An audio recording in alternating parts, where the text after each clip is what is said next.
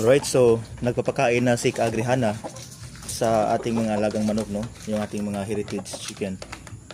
And ngayon, medyo may pagkapilyo itong ating rooster, no? Yung ating breeder.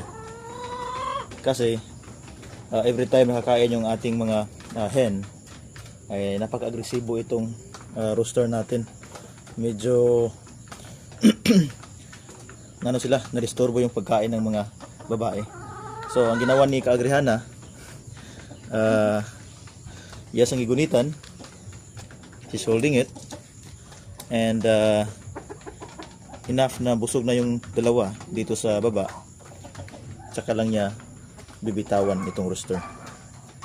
Okay, so medyo yan po, no, minsan yung mga challenges dito sa pagmamanukan. Medyo agresibo kasi ito eh. Gusto agad upa. Okay.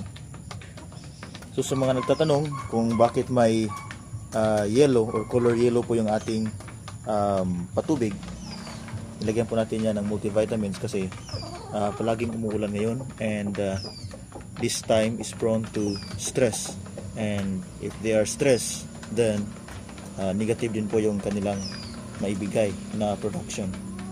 So kailangan talagang mas maingat tayo during this season. Alright, so busog naman siguro na siya. Busog na ba ang duha? Mau pa pag-unahan niya? Mo pa. Hughaw? Okay. Kanin, ikaw na ganyan ha. Okay, Kaya okay. siya, kahit hugay magkayo mo kuon. Sige po magkamatan. Alright.